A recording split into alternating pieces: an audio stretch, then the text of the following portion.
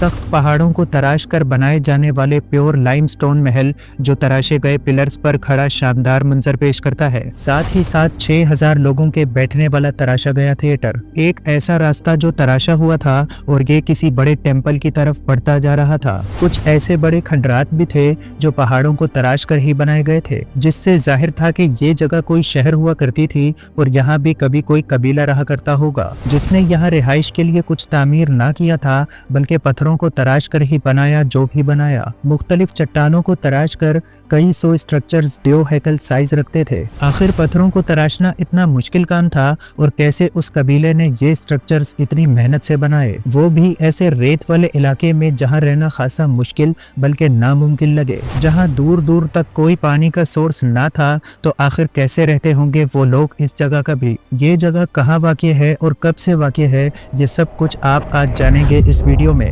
Welcome back to Amar informative.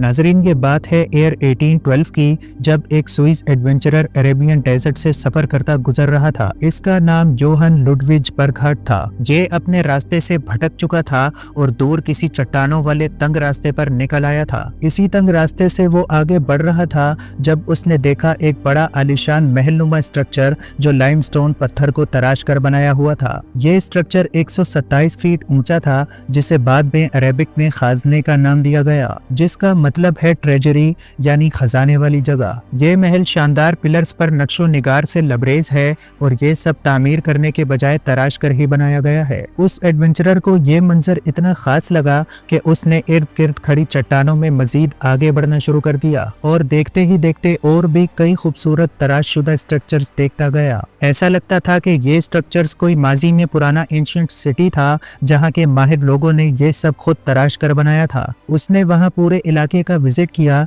और उसको अंदाजा हुआ कि ये तो 2000 साल पुराना एक ओल्ड सिटी था जहां कभी लोग रहा करते थे। लेकिन आखिर ये लोग कहां चले गए थे, वो भी इतनी मेहनत से एक पूरे शहर को तराशने के बाद। इस सिटी का नाम पेट्रा था। इसी शहर को देखते हुए उस एडवेंचरर को एक कबीले के बारे में याद आया जो कि अरेबियन डेजर्ट में रहा करता था। ये कबीला चाइना, इंडिया और इजिप्ट के बीच सिल्क और मसालों की ट्रेडिंग किया करता था। ये लोग अपना खजाना ऊंची चट्टानों को तराश कर उसमें छुपाया करते थे। इस कबीले को उस टाइम नबेटियंस कहा जाता था। वैसे तो ये लोग खाना बदोश थे, लेकिन बर्गहार्ट को यही सवाल तंग कर रहा था कि ये लोग खेमों में रहते थे तो फिर इन्होंने ऐसे तराशशुदा महलात क्यों और कैसे बना लिए। बस फिर बर्गहार्ट की इस इलाके को लेकर डिस्कवरी और मशहूरी ने पूरी दुनिया के आर्कियोलॉजिस्ट और हिस्टोरियंस को इस इलाके का रुख करवा दिया ताकि इसके बारे में पता लगाया जा सके। उन्होंने पेट्रा पर रिसर्च शुरू कर दी और उन्हें हैरत थी कि पेट्रा में इतने बड़े बड़े स्ट्रक्चर्स को सिर्फ तराश कर कैसे बनाया गया,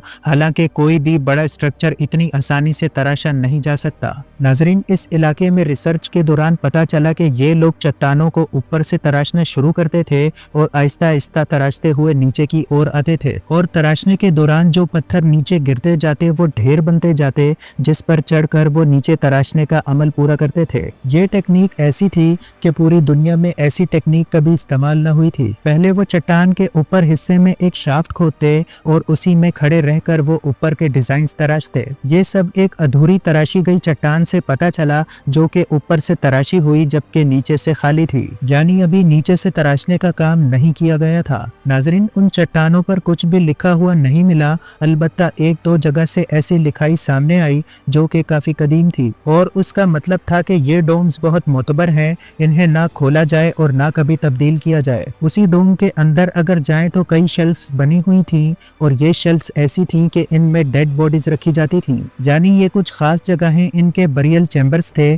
जहां ये अपनों को दफनाते थे। अलबत्ता यहाँ दफनशुदा और जिंदा दोनों तरह के लोगों के रहने के ट्रेसेस मिले हैं। अब सवाल ये उठता है कि वहाँ जब लोगों की रिहाइशें थी तो वो पानी कहाँ से और कैसे हासिल करते होंगे। पेट्रा में मजीद रिसर्च करने पर कुछ सुराख भी मिले जिनसे ये मालूम हो रहा था कि शायद वो इन्हीं से पानी हासिल करते थे। एक्सपर्ट्स ने इस इलाके पर जीपीआर लगाकर चेक करना शुरू किया, जिससे ये बात सामने आई कि टेम्पल वाली जगह के नीचे कैनाल्स का एक पूरा नेटवर्क मौजूद था, जिसका मतलब था कि पेट्रा में अंडरग्राउंड पानी का एक पूरा नेटवर्क मौजूद था। अब सवाल ये उठा कि ये पानी कहां से इतने खुश्क इलाके तक लाया गया। नाजरीन, पेट्रा से 8 किलोमीटर दूर एंड मूसा के मकाम पर पानी का एक नेचुरल चश्मा था, जहां से लोग पानी लेते थे, क्योंकि ये पेट्रा के लोग भी यहीं से पानी हासिल करते थे, क्योंकि चट्टानों में 4 डिग्री तक खुली पाइपलाइंस के ट्रेसेस भी मिले हैं। ये पाइपलाइंस ऐसे डिजाइन की गई थी कि इनसे पानी का कोई लीकेज ना हो और पानी सही सही अपने रास्ते से होता चला आए। यानी 2000 साल पहले भी वहाँ के लोग इस 4 डिग्री वाले पाइप की टेक्निक के बारे में जानते थे और ये काफी कमाल की बात थी। नाजरीन, पेट्रा रिसर्च से ये बात भी सामने आई कि इन इलाकों में तूफानी बारिशों की वजह से फ्लैट फ्लड्स भी आते थे और यहाँ के लोगों ने इनसे बचने और पानी को स्टोर करने के लिए उस जमाने में भी डैम सिस्टम बनाए हुए थे और उस छोटे से शहर में भी 5 डैम्स सही सलामत पाए गए हैं। ये डैम्स फ्लड और बारिश को कंट्रोल करके लोगों के लिए पानी प्रिजर्व करते थे। एक अंदाजे के मुताबिक यहाँ 30,000 लोग बसते थे, लेकिन आखिर ये लोग फिर कहाँ चले गए। नाजरीन, इस इलाके में कुछ ऐसे टूटे हुए स्ट्रक्चर्स भी मिले हैं जिससे ये पता चलता है कि एयर 363 में इस इलाके में एक बहुत खतरनाक ज़लज़ला भी आया था, जिसकी वजह से स्टोर किया गया पानी शहरों में आ गया होगा, जिससे वहाँ के लोगों की जान चली गई हो और बचे हुए लोग दूसरे शहरों की तरफ चले गए हों। नाजरीन, पेट्रा को 1985 में यूनेस्को वर्ल्ड हेरिटेज का दर्जा भी मिला, क्योंकि इसके मॉन्यूमेंट्स दुनिया में कभी किसी और जगह ना मिले। उम्मीद है ये वीडियो भी आपको पसंद आई होगी। अगर पसंद आई है तो वीडियो को लाइक कर दें, चैनल को सब्सक्राइब कर दें। आपसे मिलते हैं ऐसी ही नेक्स्ट वीडियो में।